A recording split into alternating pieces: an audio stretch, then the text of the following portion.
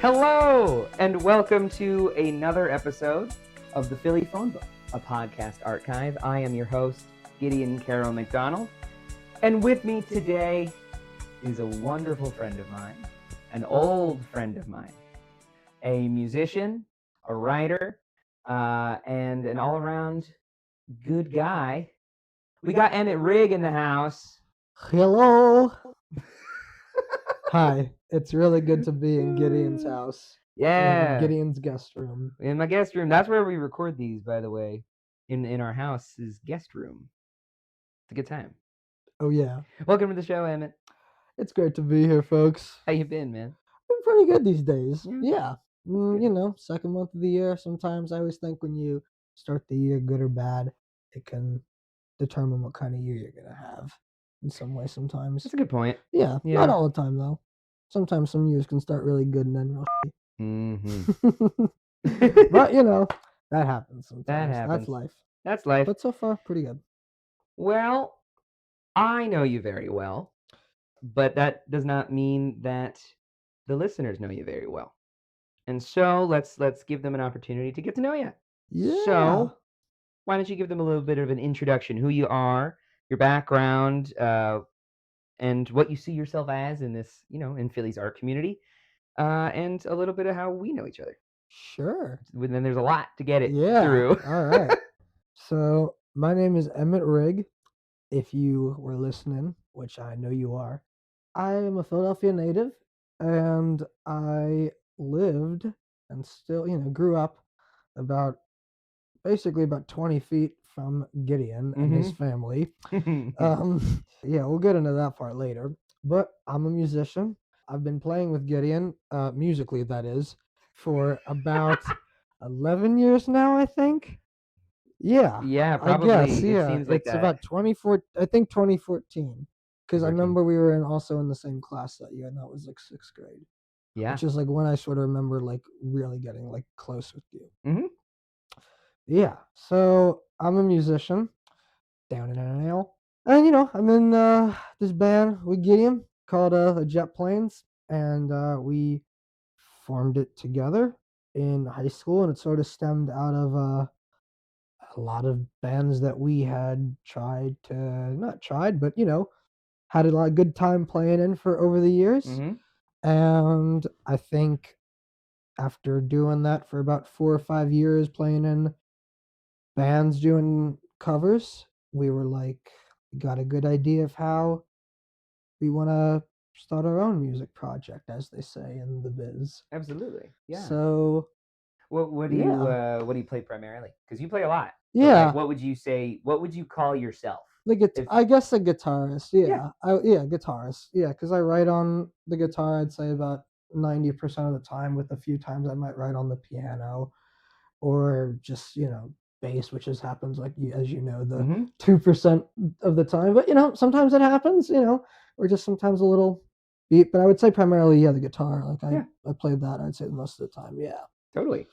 So yeah, to elaborate, we did grow up together. You are a Philly native along with me. Normally this question, as so far in the podcast at least, has been about why people chose Philly. Mm-hmm. But we didn't necessarily get to choose. But we did choose if we wanted to stay.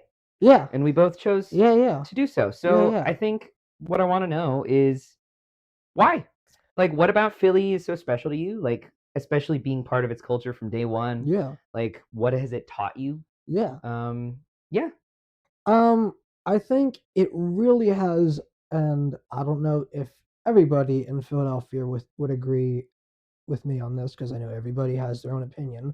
But to me, Philadelphia has the unique energy of being kind of like New York, in that you can kind of get anything you want instantly. Like I've always had access to walk to the playground, as you know too, the grocery store, record store, my job. I've always had to, always been able to work to that, or bike. It's one of the reasons why I don't have a license, because as you same with you, Emmet and I cannot drive. Yeah. Have you been behind the wheel? Well, if the police are not listening to me, I guess they can't. I mean, yeah. No, I guess I have, but like in Warren, PA, when there's like nobody there, and Yeah. I've driven around my grandfather's block Right. and a couple of times like in parking lots, but I don't need to. Don't need to. Yeah, and that was about when I was about 16. My mom was just like, "You want to go for a spin?" I was just like, what the hell? Yeah. Yeah, it was not that exciting. Yeah. No, yeah. This city is very special in that it's walkable. Yeah, Like not a lot of cities are. but I don't A think. lot of big metropolitan ones are. But what I don't think that's different about New York is I don't feel that it's super chaotic in that I think there is a certain sense of like quietness and laid backness to about Philly, and I think that's also true in our personalities too. I think if you were to think of a stereotypical Philly person, sometimes I think they can be a bit aggressive like your New Yorker, but I think generally, I mean, there's the reason why we do call it the city of brotherly love. Yeah. So that's how I see it. I think that, and I think the community too is one thing. I probably the number one reason why I haven't left is because, the people I work with, which includes, not just you, but like, people like Mike, John Fay, just long list of people. I'm just like, well, these, people that I kind of, want to work with, and this is, 5 years ago, me thinking about this stuff. I'm like, I don't really know why I would want to, go to say another city unless it would be something like New York, but I don't want to financially do that right now. And I have what I want here in a sense, if that makes sense. So that's why, and I love the culture of it, and in that sense for two, From an early age, it taught us what we wanted to do, and at that point, we got what we needed connection wise. Yeah, I know. If it wasn't for Rocky, I wouldn't be a boxer. Yeah. Yeah. Exactly. Yeah. But yeah, and from that point, we grew up in Bella Vista. Oh yeah. The Italian market. Both Rocky's area, hence my joke there, folks. Yeah. Watch Rocky. If you're listening to a Philly centric podcast, I feel like Rocky's gonna get brought up here and there. Just go and watch it. It's a good movie. And in full honesty, I only watched it until recently. It's okay. Yeah, and it was excellent. I remember I saw it at 9. Yeah. Because I'm one of those kids, and I remember I laughed my ass off because it's funny in parts, and it's also very sad in times, and it's also story of the underdog. Story of the underdog. That's what I always think. It's just always about like it's a cliche, but your dreams. If you have something in your head that you can envision, it's gonna happen. I think that's a lot of how my outlook on life kind of is at times. I feel like if you're if you envision something or some sort of dream or idea or whatever, there's no reason why you can't make it happen. Yeah, exactly. And I think Rocky is one of those movies that does it. And I think Philly's like that a lot too, in some way, because it is the underdog city. Not anymore with this Super Bowl, baby. That's right. No, but yeah, I fully agree. Yeah. And it literally is the underdog compared to New York, like geographically. True.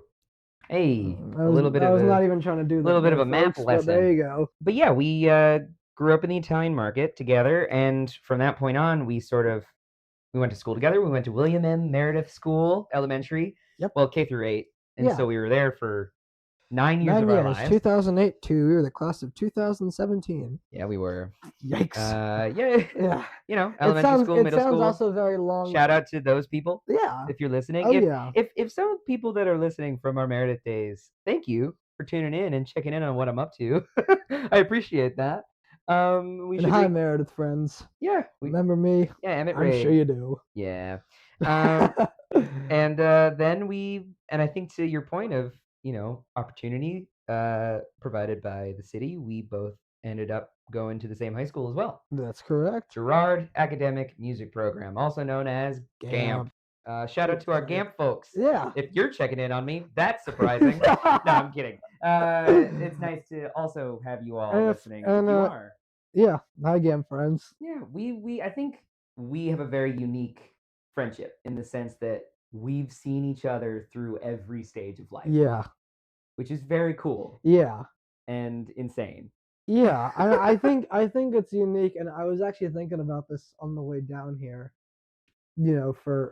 For us, and then what's different about you that say what isn't different for like say like Sam or someone like that, or Lulu, Melville? or yeah, Shout out Sam Melville. yeah, or Lulu or someone like Shout out that, Lupine who you were McVeigh. like close to, but you didn't see them after after Yeah, middle we school. didn't we Yeah, didn't go to the same high school together. Yep. exactly. Yeah, or even plus I'm also including someone like Spencer in there too. Yeah, shout out Spencer Wonder.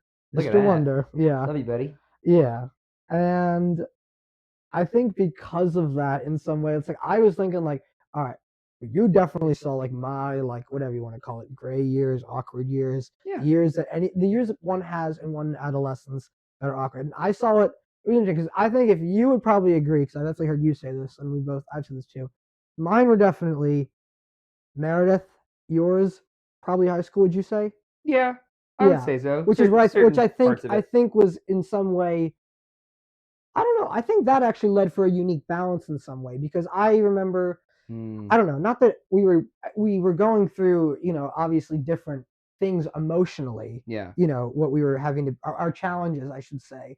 But I think in some way, I'm sure I probably learned, I don't know what specifically, but I'm sure whatever we both saw from each other, I'm sure probably affected, our relationship in some way. I Yeah. don't really know what it would be, but like Well, in terms of just making it like, okay, I don't know. it's a Yeah. cool thought. I didn't think about it that way until now, but in the sense that by the time that we were in high school, we were able to back each other up Oh yeah. because with Meredith growing up, we were able to sort of find one another, especially with where you were, through music. Yeah.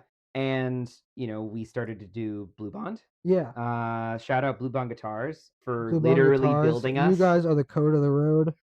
for building us from the ground up. Yeah. Um, You guys are the code of the road. You guys are like our Bible, for real. truly, Yeah. yeah. And from that point on, we were able to forge a friendship that then was able to go into high school. And when Yeah. I was at my low points, you were already pretty figured out, or in the For sense the that most part, I you think knew what you wanted to do, and I was still yeah. figuring all that stuff Yeah, out. yeah. I think for me, Because you've been a musician since day one. yeah, and that's sort of the thing.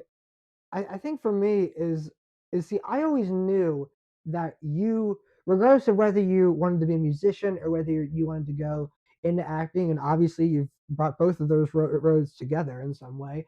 But I obviously knew that you came from an artsy family and you Yeah. had that background. So automatically I was like, and obviously, like, as I've said to you, and for all those viewers listening that now know our location, it's like obviously if I see your parents and it's like, okay, I see, literally how you're being, I'm like, this is cool. This is how I'm, this is like, we're cool weirdos, as I always like to say. Yeah. Yeah. And it's like, I think if anybody was to see that at Meredith, you could definitely tell that by looking at not only just us, but just like our family. It's like our family, like I think it's a lot of that built us for who we are in some way, a lot for our personalities and for our interests too. And 100%. obviously the music that comes from my family, and obviously I know for yours too. And none of my parents are really much musicians. It's kind of again same thing with with for you guys in some way, but Your dad is a huge music that's fan, the thing. My dad has a big appreciation, and I will just say this, and I know I've said this to you before too. Like you, obviously your brother, long list of people that I could talk music with, but in terms of like someone who's like a non-musician, my dad, jeez, Yeah. like he's got, yeah, it's like I don't know, it's my dad's pretty. He just has a certain, I don't know, it's unique, and I've never really met another person who's not a musician, and anybody who is a musician that has talked to my dad has also kind of said the same thing too. It's like your dad like really like just knows his stuff, and he doesn't even really know like technical terms too, because he's always asking me like, oh, what's what's that instrument being played, like is that like a synthesizer, and like what's on the guitar there. It's like he doesn't know that, but he just has like he just loves to listen to it and loves to know about it in a way. So he's a history teacher, so I'm sure he just likes to learn, which I like to do a lot too, learn. But anyway, the music, having as Gideon was just saying, my rough years kind of were from about, I'd say 9, which is like 3rd grade, to I'd say like maybe 6th grade, which is like when I started to like I would say I never was not. I was not a shy kid, and I was not a quiet kid. No. I just did not really like to talk to kids my own age. I Mm-hmm. liked the adults, and You were an old soul, yep, as yeah. people put So it. yeah, when you are like that, and also I got along well with teachers, and as Gideon was just saying, the teachers at Meredith still are probably some of the, I would put them on the list of some of the most influential people that I ever had.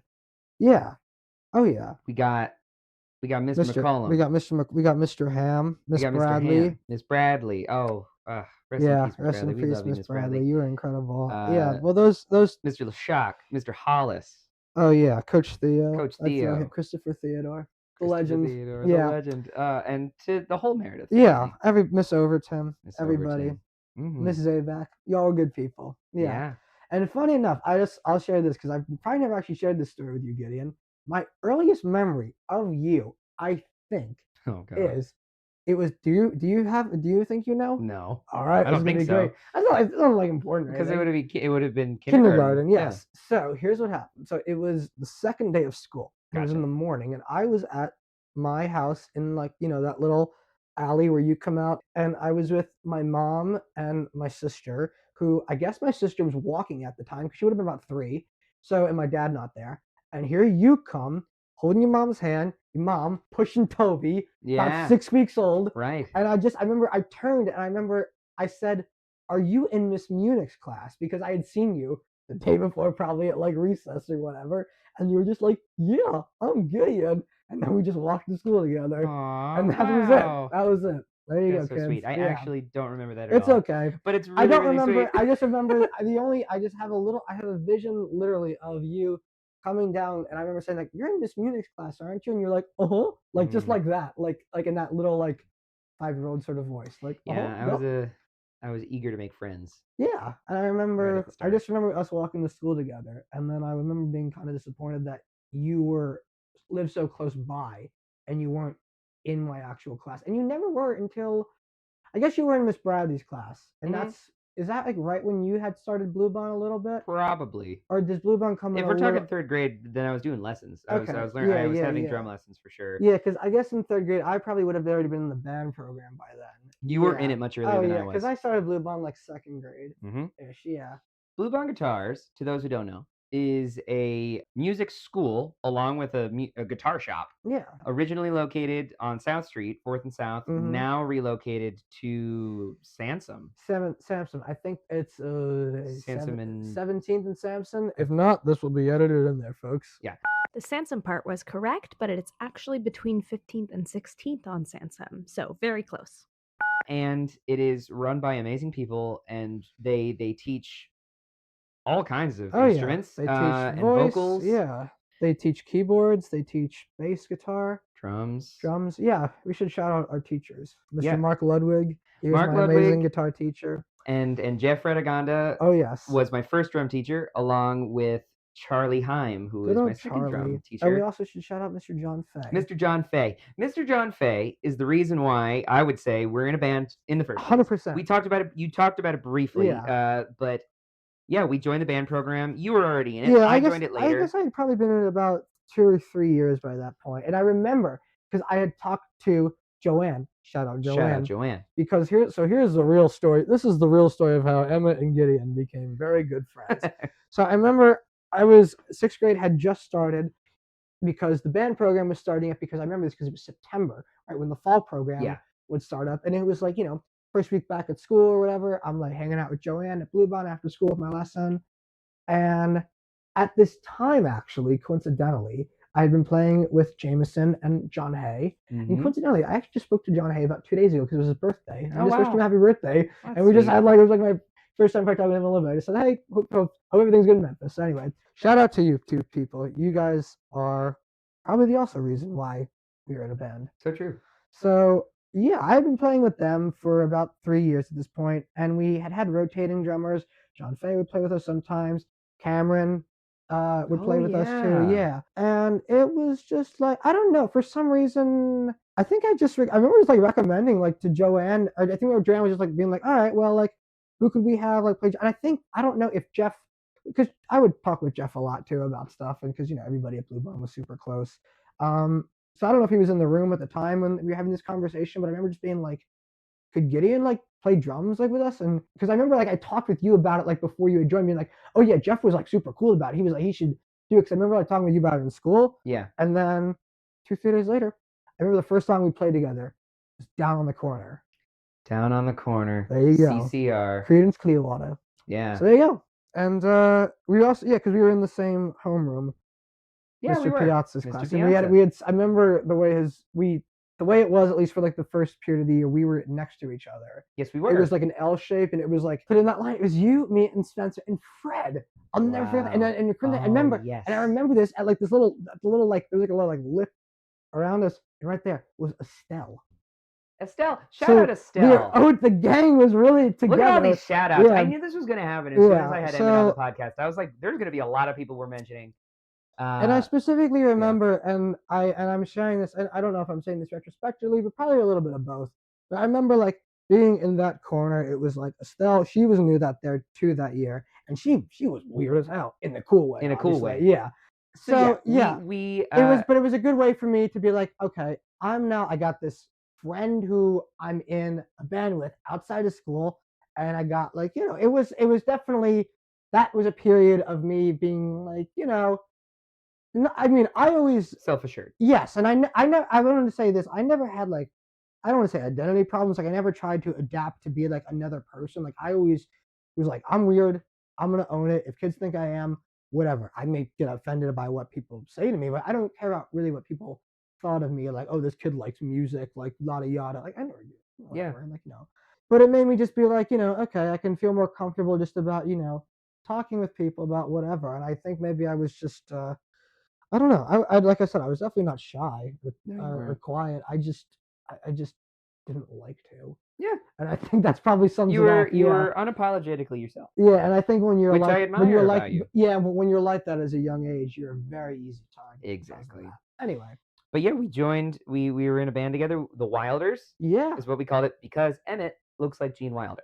There you go. That is the reason. That was always said by Rich Chodak. Yes. Got a shout out to Rich, the owner of Blue Bond. Owner of Blue Bond. The person who makes this place run. So true. Yeah. Good and guy. then we played a few shows together. Yeah. Then quite a few. A lot. And then a lot of covers, which I always say, if you want to make music, if you want to write your own music, the good thing to know is a lot of good songs already.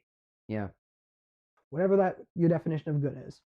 Just know a lot of songs. And I think that helps us because we did a lot of, Bowie, Doors, Beatles, The Who. I mean, classic rock. Lots of list goes on and on. I think when you have that knowledge of, okay, this is how songs go. And we would also do, stuff that was like, challenging. We wouldn't just do like, your standard verse chorus. We would do like, I'm trying to think of like weird stuff, but like stuff like Paperback Writer, stuff where it's like a lot of like harmonies or like, stuff like I'd have to look at some of the videos. I'm on the spot now. Yeah. Like we would adapt songs. Like, do Doors songs. We don't have an organ player. Like stuff like that. And I think that taught us definitely how to be in a band. Really. For sure. Yeah. Truly. Because at that point, we had been doing it for so long, and then by the time we got to high school, and GAMP is a very interesting school in the sense that we were in a musical environment. Yeah. Like I wouldn't necessarily push it to be like Kappa level. Yeah. Like I will say this art school. Totally. Yeah. I will say this about GAMP, and there is a majority, at least when we were there was a majority of people there that were very much creative types. Yeah, artists, say. for sure. Yeah, for sure. Very talented people. We were lucky to have been in small populations of students where we got to know everybody. Yeah. And people got to know us.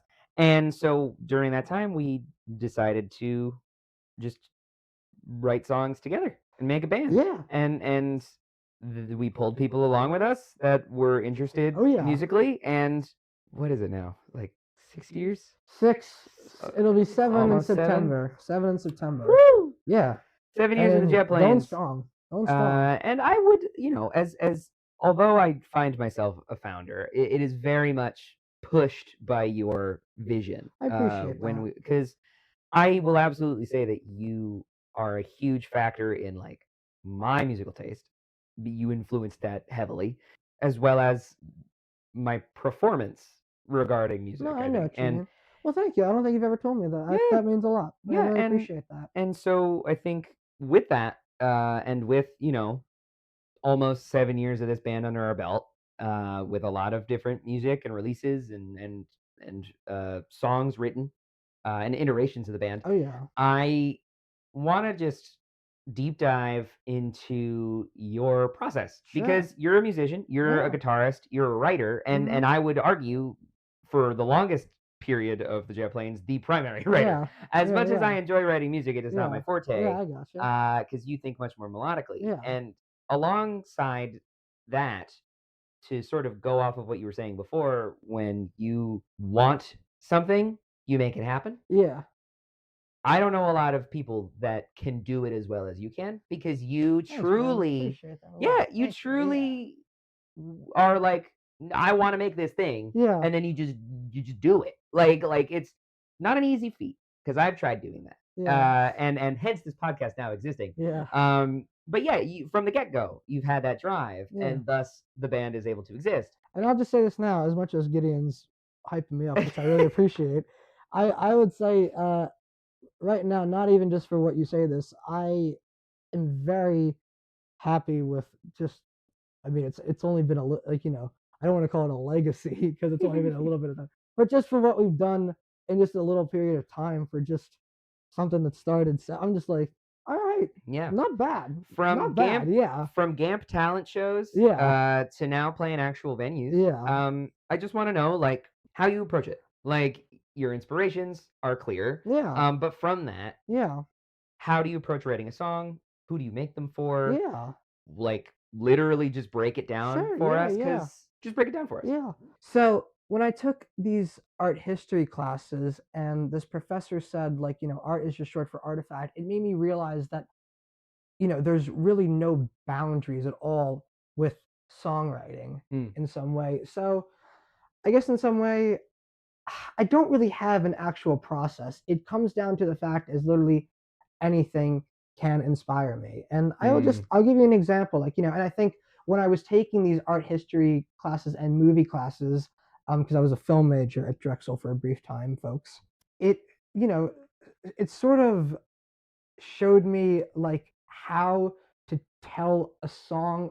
Like story structure. Yeah, well, that's the perfect way. And I think it made me, when I started taking these art history classes, they teach you a lot about just like everything. Like, for art, there's things like, chiaroscuro and whatever. And, for movies, there's things like that. And for movies, there's so many layers too for things that you have to learn about. Like there's sound, there's the story itself, there's how the scenes play out, there's the shots and everything. And to me, that's kind of very similar to how you would write a song. It's like, okay, do you want it to start with the chorus? Do you want it to start with just drums? Do you want it to start with, there's layers to that too in some way. Sort of approaching it with a storyboard sense. Yes, exactly. Yeah, Cool. in a visual sense too. Yeah. And art and film really sort of made me view writing in a new way in that sense, because Gotcha. I was sort of learning. I mean, as much as I obviously knew a lot about art and film, I never really had these sort of experiences learning about it on this kind of level where I would for something like music, because I'm,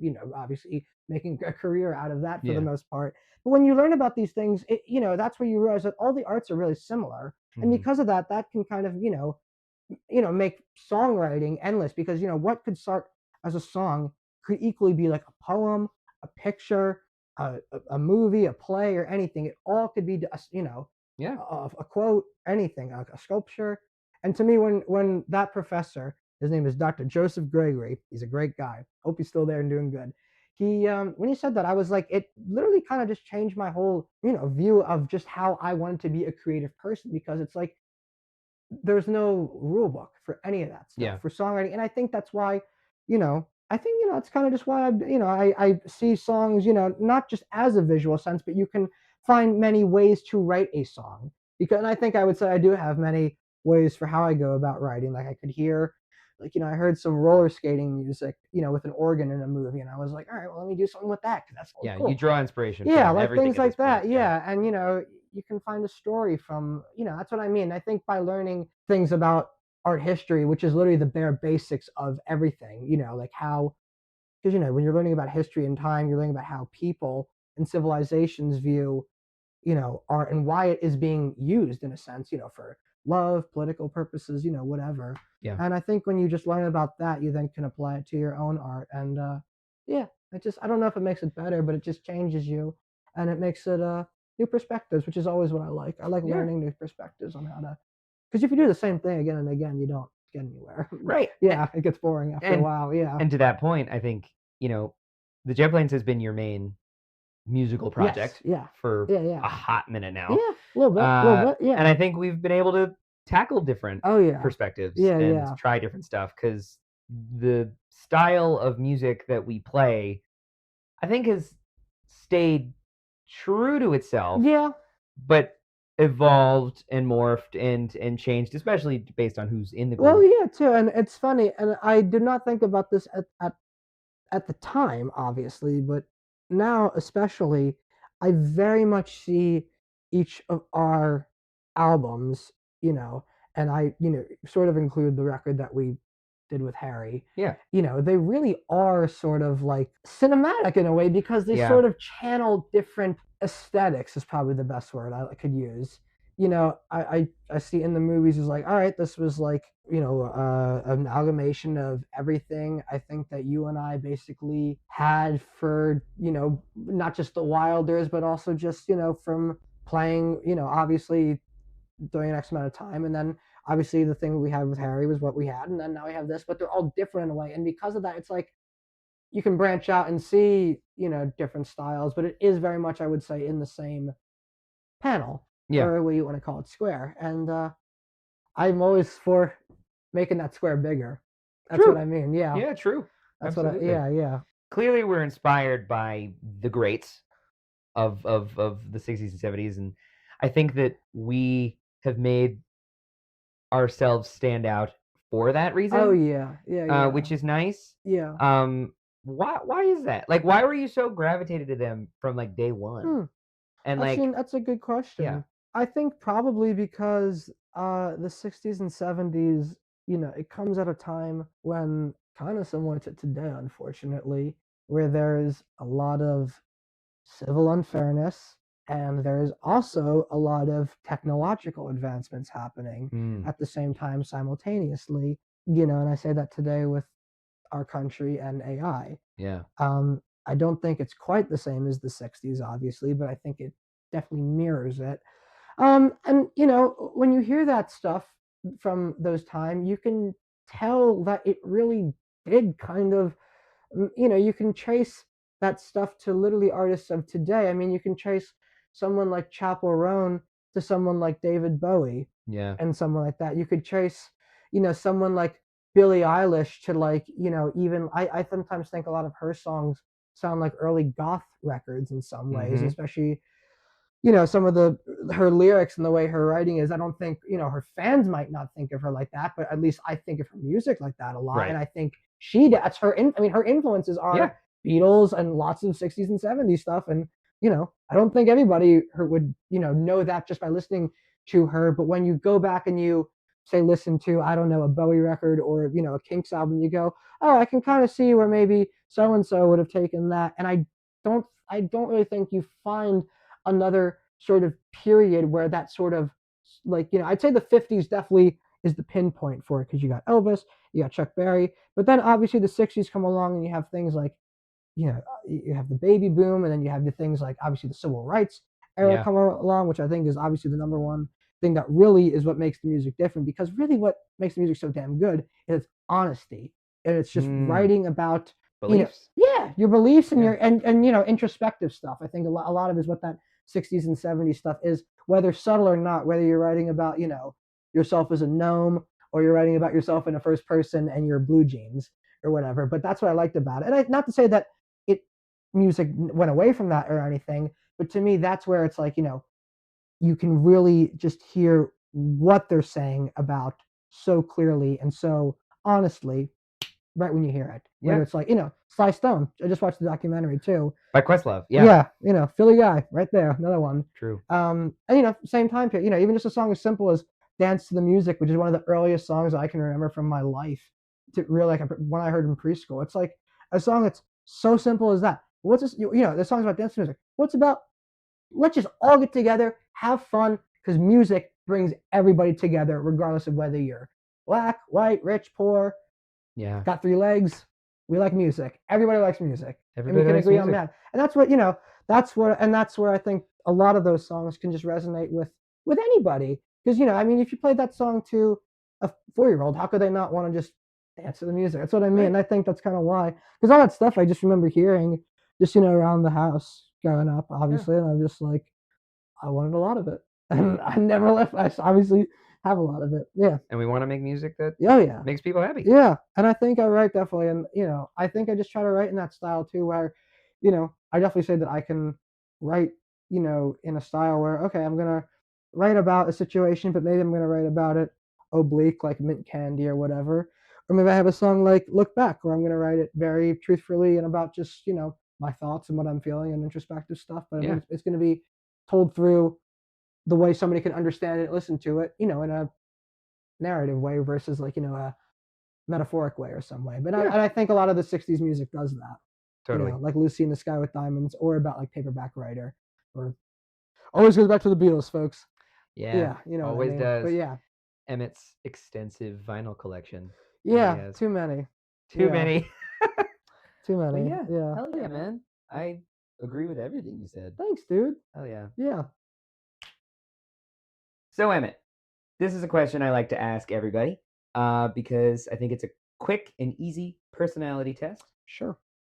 Off the top of your head, favorite film? The original King Kong. There it is. Quick, easy. There you go. Original, as in like first one. The one from 1933. Yep. Dang, man.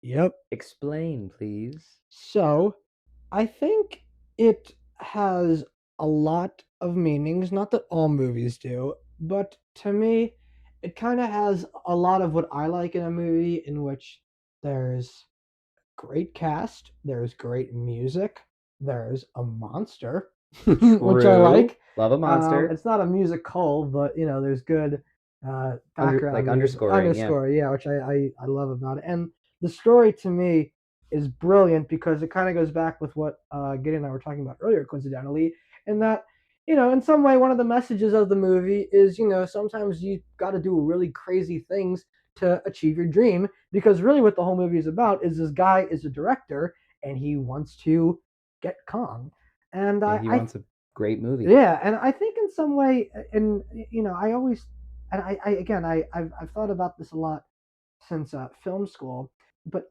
specifically with Kong, which I don't really consider it a horror movie. I always sort of considered it, if I'm going to classify it, I guess maybe I'd call it like an adventure movie.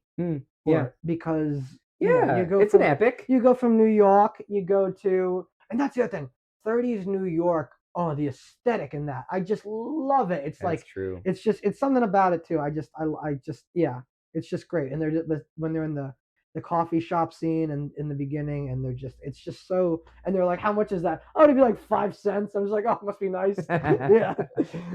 so I just it's a period piece. It's definitely of its time. And what I was saying with that is because I think horror movies obviously always reflect, even though it definitely has a sliver of that, I think they always reflect what society is going through in some way. And I think with King Kong, really, and I've noticed this, kind of in some way, it's like, right, if you think about it, you have these, a very powerful, rich man who's going to an island, not of his own, taking something, taking a creature who likes white women and taking him for profit. And what is this gorilla just wants, you didn't dump him, why'd you take him? Yeah. And why? Because you want to make a movie, which you can take that from either way you want to go. I mean, obviously, I don't think you should exploit people or hurt people to achieve your dream, but I think you can definitely work hard for it. And I think it definitely just plays up people's fears always. It's just like like don't f with people. Like we all are here to just be kind, and like if you f with people, it's gonna come literally falling down on you as King Kong, which to me is what I always thought. With the movie, it's just Wow. That's I never thought about it like that. It's definitely dated in terms of like the tribe scenes and everything. But I I still think the story and the message that it has holds up, which is why obviously it's been retold, and it's why King Kong is literally in the zeitgeist, which is kind of unique if you think about it too, because it's the first movie really where the star of the film is not a human. Hmm. Even if it's something Yeah. like Frankenstein, there is an actor behind the makeup, or Dracula. And even though there was stop motion movies beforehand too, it's never where the the non-human character is quote the star. Before Jaws or Yeah. whatever, something like that, or even the effects in Star Wars or things like that too, where you can market or there's a character that you can market and quite literally franchise, even though they didn't really have Kong didn't really have as much of that. It's still, he was a brand, and you could Yeah. never kill a brand, which True. is, Hence King Kong being around to oh this day. yeah, and he's part of the he's part of the vocabulary, and I think when I was a kid too, also really young, I still do, and I have this book, and it's like a kid's book, and it's literally it was made in like the 70s. I don't know where my parents got it, and the artwork in it, the illustrations are like colored drawings of the 1933 movie. Mm. So, and it's actually funny, and I have a very clear memory of this. When I was a kid, I saw that one and the Peter Jackson remake back to back on Turner Classic Movies. I was probably about 4. I still remember it too. And I had it on VHS because we taped it. This is because we were one of those families that taped our stuff on VHS before we had a DVD. You could DVR it. Yeah. So, and I had that tape for years, and it's very funny because I had the book, and I had I had the book where it was the black and white movies illustrated for color, and then I had the VHS tape of the black and white movie, and then the remake of the movie in color. So to me, I think that's kind of why it was always just a part of my life in some way. Yeah. And I love horror movies too, but to me that one stands out as being, it has so many more levels of just artistic, brilliance on it for the 30s too. Just the music, the sound effects too. Here's a fun fact for you kids. Kong's roar, I think, was a tiger and a lion combined and like a bunch of studio stuff together. I know it was they used some animals. So there's a fun fact neat for you. And also here's something cool. Wes Anderson, when he made Fantastic Mr. Fox, the stop motion, he specifically wanted real fur on the characters because King Kong used rabbit fur, and the reason why is, and your mom probably knows this, is when you use real animal fur, it leaves an imprint on, if you move it around, and if you use like fake fur or faux fur, if the English literatures are listening, it doesn't do that as much. But he wanted to do that because he loved how Kong had that effect. And that's the other thing too. It's one of those movies that's like it's in the vocabulary. It's influenced, so many everybody. things. Yeah, and I'm not even, I just think that's little tidbits like that really just, and that's why I also love Wes Anderson too. But Awesome. There you go. Yeah. Go check out King Kong. King Kong. Yeah. 1933. If you haven't seen the original, I would argue to say that most people haven't. Yeah. Haven't spent the time to go watch it. I would also say definitely watch the Peter Jackson version, because I still also think that's just as good of a movie. Jack Black, Naomi Watts, good cast. Adrian Brody. That's right. It's a little long though, but it's a good expansion of the 1933 movie, in my opinion. And I think Andy Serkis. That's right. As King Kong. He is the famous actor for Gollum and also Planet of the Apes stuff. But that's right. Andy Serkis, love that guy. That's right. Cool, man. There you go. King Kong. Planet of the Apes also is another good film series, my favorite. Big fan of monkeys. Love gorillas. Yeah, gorillas are great. Monkeys are great. Well, they're close relatives. Gotta make sure they're doing good. Yeah. So true. Yeah. Go listen to our song Fay Ray. Yeah. It's on. Oh yeah. It's on in the movies. It's on in the movies, which we'll plug later. And here's another songwriting inspiration fact for you. That song was inspired by the first song on the Rocky Horror Picture soundtrack. Oh. Science fiction double feature. Yeah, because obviously which to me in mind, I think lyrically, if I'm speaking, that might be my favorite song lyrically, science fiction double feature. I just love the references to the old horror movies, and obviously it's a rock and roll tune. And the line mentions Fay Ray in there, and I was like, there has to be a song about Fay Ray, and there wasn't. And I was like, let's do it. So true. There you go. Hell yeah. Awesome, dude. Well, we talked about the 30s, but why don't we talk about the opposite spectrum of that, going going into the future? The future. The future. It is 2025. Oh boy. And we've done a lot. You've done a lot, and we're Yeah. getting into adulthood, Adulting. making art, and moving forward. Yeah. So I just wanted to know, like, what do you think your future holds right now? And I know that's a big question, Yeah. but ultimately, what are some ambitions, Well- plans, goals, well- projects, who you want to collab with? Yeah. Maybe things that you're excited to promote. Yeah. So, because with this period in one's life when you're done school and you don't really exactly know what's to come up because there's not really anything planned because obviously anybody can get married at a certain age, but obviously you graduate high school at a certain age. Typically you start college at a certain age, and that can become exciting or frightening for some people because now after all that is done, there's like this big what if. And for me, I'm kind of in this position where it's like, okay, well, I have a band that's in a very great position now. Every rehearsal I say this to you, I'm so happy. But especially like just 2 days ago, we were just like, yeah, got the blah, blah, blah. I was just like, this is awesome. And we just had a simple rehearsal. And to me, like things like that just make me feel, I don't even know what it is, just good. Just good. Just good, yeah. And I think obviously, I think I plan to see myself working with you and your Brody for sure. a decent amount of time, especially since it sounds like your brother definitely wants to stay local from how he was talking the Toby. other day. Yeah. So I personally just want to keep going on making music for the people, and with the people, whether it's with you guys or it's with myself or my, friends that I, meet down the road or whatever. You find yourself now with sort of two different job opportunities, right? Because like currently you're working at Repo Records. Oh yeah. So if you want to go see Emmet, come on down and visit me. Working at a record store, the classic Repo Records on South Street. It's a great place. How's that affected you, I guess, when it comes to looking at your future as like a musician and like being around these people that are also doing that? No, making some cash on the side. Definitely. Music. Yeah, I would say working at Repo, because of the way, and this is one of the reasons why I think they are so great is because they really carry on the old school record store aesthetic, like a record store chain, like a Tower Records or like an HMV or one of those, discontinued places would have done.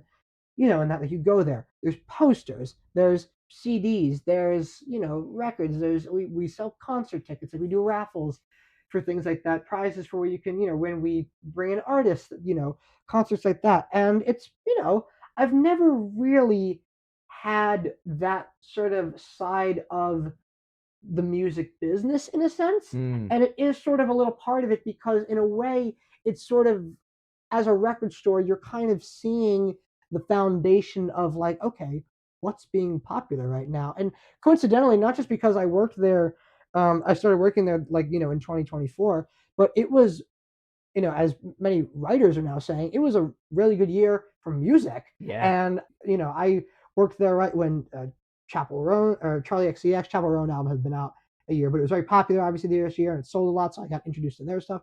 Charlie XCX, I've been able to, I often think I don't think I consider myself the best in terms of keeping up with modern pop music, but especially with working at Repo, I've very much been able to. And not just because it's been a really great year, but it's also helped that I've been working at a record store to have these things where, for the first time ever, I I listened to like the majority of all the records that had been up for the best album. I listened to the Beyonce album, Sabrina Carpenter, Caro, all that, all this stuff. Awesome. Yeah. And whether that comes from working at Repo or just comes from, I think it really comes from that because I'm exposed to it a lot more, whether, I just, I'm seeing it essentially, right. Whether it has to just be me from working at Repo or whether just because it was a great year in music, it just happens to be a coincidence.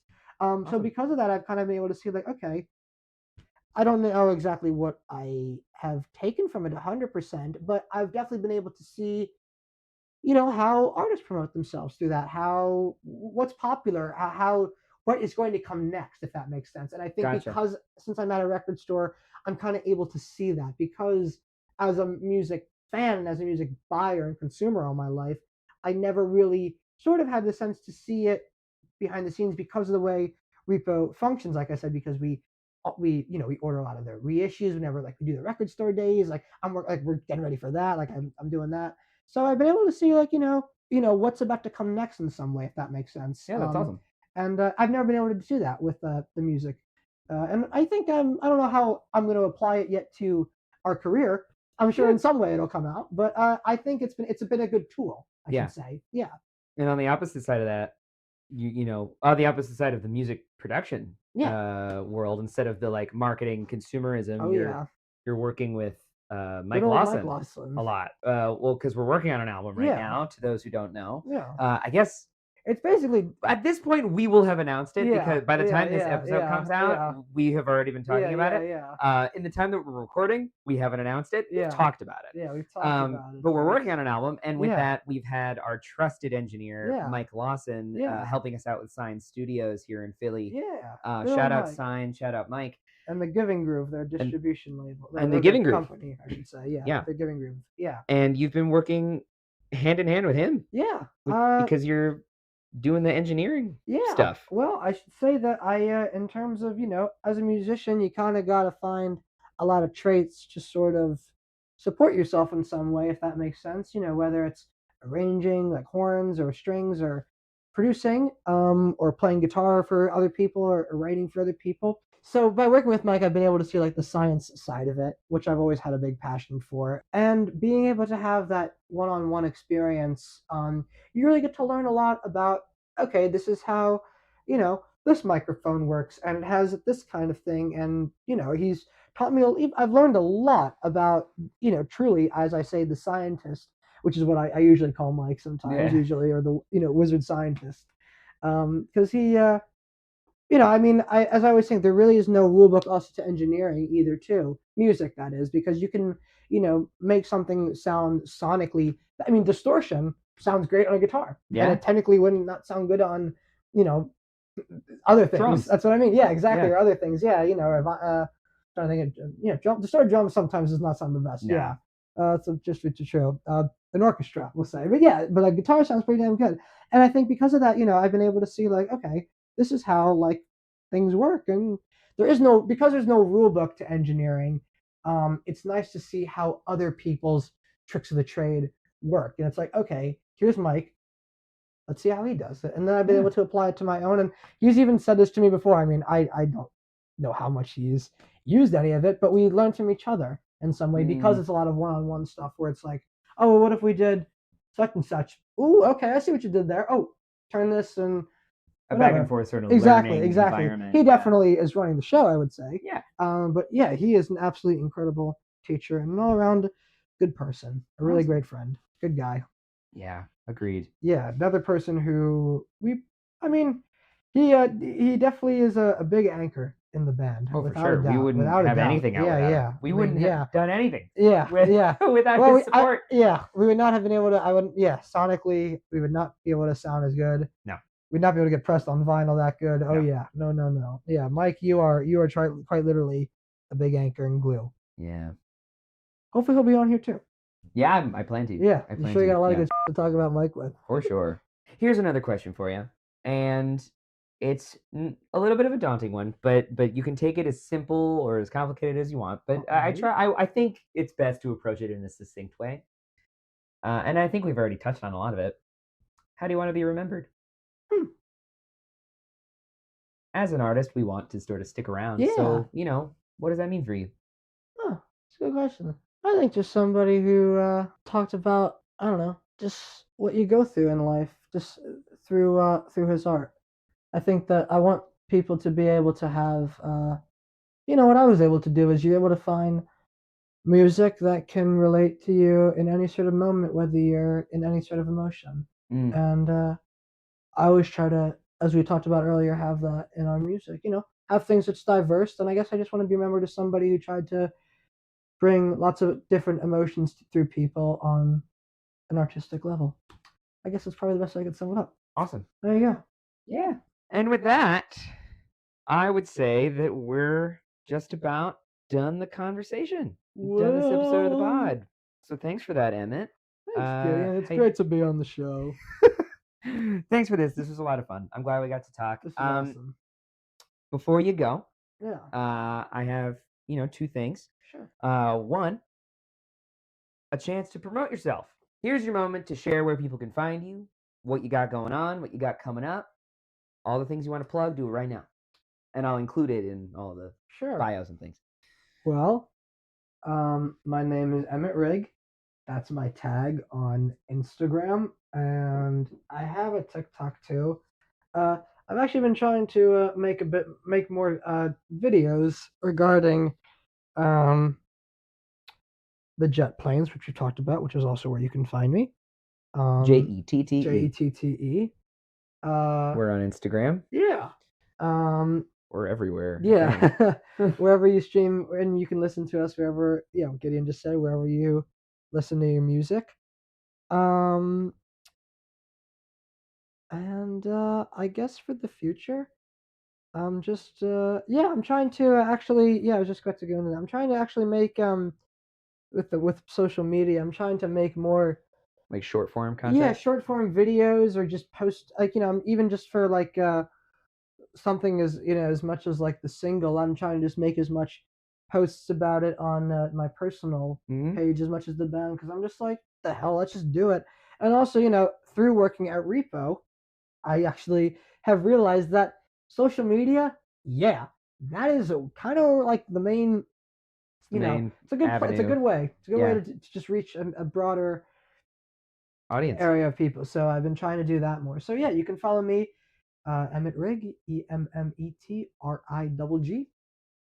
All right. And the jet planes, you can listen to us wherever you listen to music. Cool. Check us out. We have an album out, In the Movies. That's a full length album. It's a full length. We got an EP. We got an EP. We live got some EP, singles a that live recently EP. came out. Yeah, we got some singles. Dream Big, 555, and then maybe another by the time this episode comes Yeah. out. Who knows? So just keep tabs. And before you go, I'd love if you could recommend somebody else I could talk to. It doesn't have to be somebody I know, but it can be. It could absolutely be someone that we already share a connection with, but someone that you think would be a fun conversation for this show. Think about that. So I'm trying to think about somebody who we didn't mention. It could be. I mean, Yeah, we mentioned a lot of people. Well, that's what I mean. Like we like you should have on the podcast. You should have Harry on. Harry Feinberg. Yeah. Oh, Harry. Yeah, absolutely. He's not Philly based anymore, but he is from here. He's from here. And he's from Jersey. He's from he's born in Philly, grew up in Jersey, all over the place. Spent some time, and I think Harry would definitely consider Harry. Yeah, I know. I agree. From the two Philly natives here, we can definitely give Harry the Philly card pass. Yeah. And he's at Berkeley right now. He's at Berkeley, and especially if his mom and his dad has always worked at Penn, so I would consider him Philly based. Yeah. I will absolutely get Harry on here. That'd be awesome. There you go. Awesome. Well, Emmett, that's it. Thanks for the conversation. Go follow Emmett everywhere that he mentioned. Thanks, folks. We'll meet again. Don't know where, don't know when, but I know we'll meet again some sunny day. Just choose any key, man. Yeah. Any key you want. Well, I'll be back on here again in a couple months with Gideon's younger brother, Tobias, and we'll be talking about your new favorite band. Yeah, your new favorite band. Thank you to those listening to this episode who spent a part of their day just hanging out with us. Means a lot. I appreciate that. Give us a review, a follow everywhere you are. It really helps out the show. And I was your host, Gideon Caro McDonald. This was another episode of the Philly Phone Book, a podcast archive.